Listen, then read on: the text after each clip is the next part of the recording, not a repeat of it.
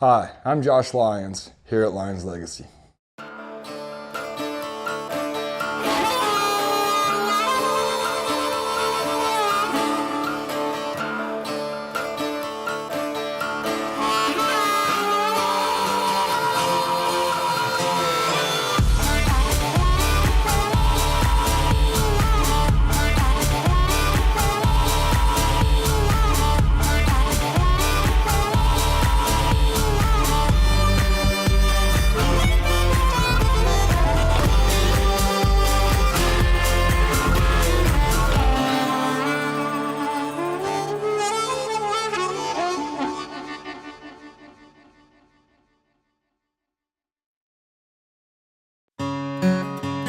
I started giving clinics when I was 16. There had people be there at that clinic that had been riding longer than I'd been alive. It took me a long time to realize that it wasn't about being the best. It was about having something that you could teach, something that you could help somebody with. Not outright everything that they do, but could you help them in some part of their horsemanship? And the fact that my dad was John Lyons, that everybody looked at me a little differently, that I had big footsteps to fill, so I really had to get that out of my head. When I was 18, I went to Minnesota and worked for an English hunter jumper barn, so I was teaching jumping lessons and doing that, so I really worked hard on my English riding. And then I kind of went into the dressage work because I love the idea of the control they have.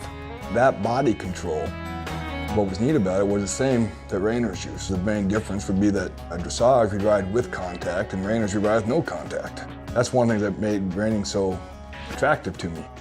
Speed is emotion. Once you add speed into it, the emotions go up. That when you say ho, he has 1/8 of a second to calm down, to go dead quiet. And there is no other discipline out there that does that. And to me, it's always been amazing.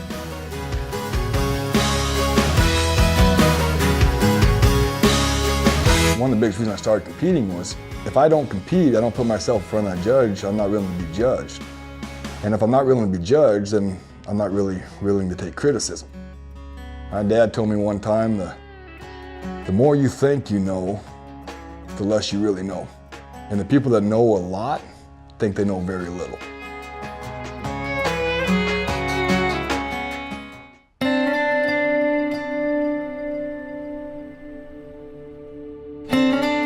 The role my dad played with my involvement with horses was huge. He taught me everything I know. I took over the program when I was 18. Not only did he give me the skills and the time to learn how to train horses, he also taught me how to teach people how to train horses. And then he showed me where the door was to do it. When I was about 12 years old, me and my dad were driving back from Arizona or Utah, and we're in the middle of the desert. There's nothing there for a couple hundred miles. And it was about 3 o'clock in the morning, and we pull in this truck stop, and we go in and we get something to eat. And some lady walks up and says, "Hey, you're John Lyons.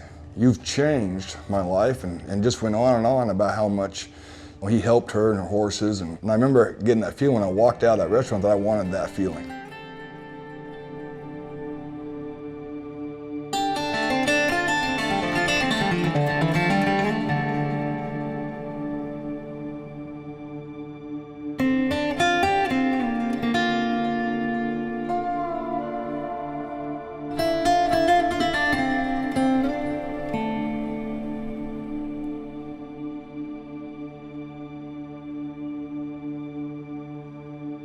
My biggest supporter has definitely been my wife, my family. This is a hard industry. It's a hard life, especially on your family and the traveling and the hours you put in. It's 7 days a week, 24 hours a day. There's no break.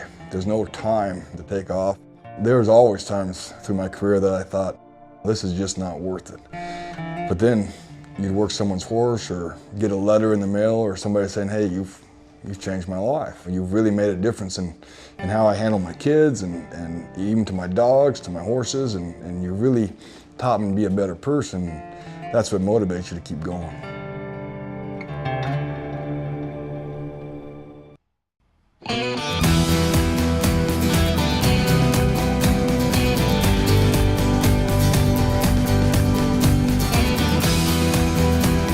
My favorite part about working with horses is there's 5 ways to learn something. All right? You can hear it, see it, and do it.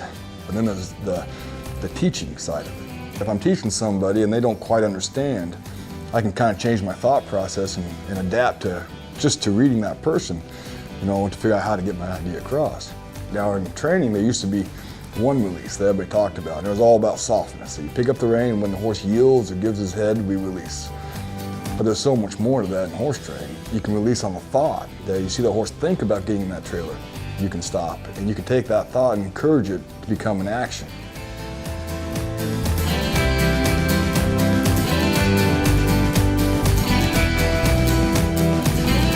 What I hope to accomplish for us, or as a Lyons family, be known as with our integrity, and that our name in the industry will always be there. That us in the horse industry were and are trusted. That people know that what we say and what we do, we mean it.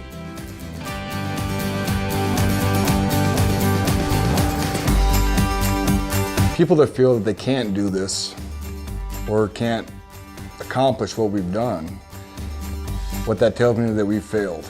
We failed, and we've tried to put on a persona that we're special, we're different, that we're unique, that we're born with a gift. And we're not. It's called deliberate practice.